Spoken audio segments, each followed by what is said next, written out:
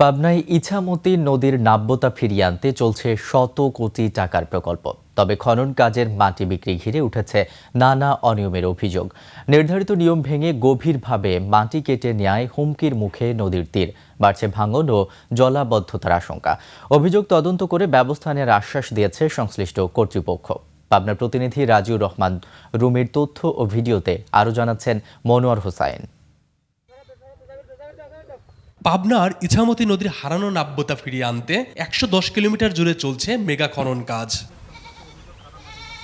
প্রায় ১,৫৫৪ কোটি টাকার এই প্রকল্পের আওতায় উত্তোলিত মাটি নির্ধারিত শর্তে বিক্রির অনুমতি রয়েছে। তবে সেই শর্ত উপেক্ষা করে কিছু মাটি ব্যবসায়ী নদীর পাড়ে রাখা মাটির বদলে গভীরভাবে মাটি কেটে নিচ্ছেন। সরকারি যে নিয়ম সেই নিয়ম ছাড়া ওরা 3 ফিট নিচে করে কাটতেছে।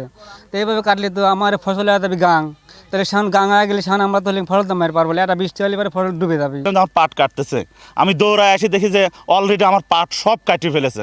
সেখানে আপনি বাস্তবে যা দেখতে পাচ্ছেন, আবাদ করে খাওয়ার মতন কোনো ব্যবস্থা নাই। অতএব সামান্য পানি হলেই আমার জমিতে পানি উঠে আসবে।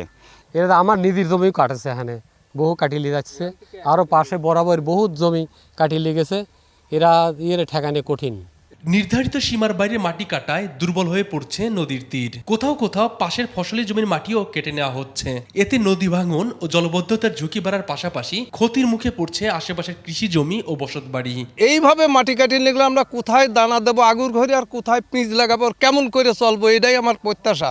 এভাবে কাটলে তো আমাদের জমি নষ্ট হয়ে যাবে, পানি ঢুকবে। এখনই তো পানি প্রায় ঢুকতেছে জমিতে।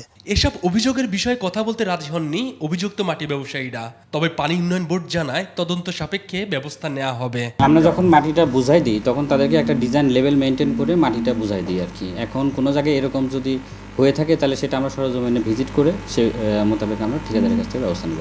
প্রায় ১,৫৫৪ কোটি টাকা ব্যয়ে ২০২৪ সালের জুলাই শুরু হয় ইছামতি নদী পুনরুদ্ধার প্রকল্প। মনোয়ার হোসাইন, ২১ টেলিভিশন।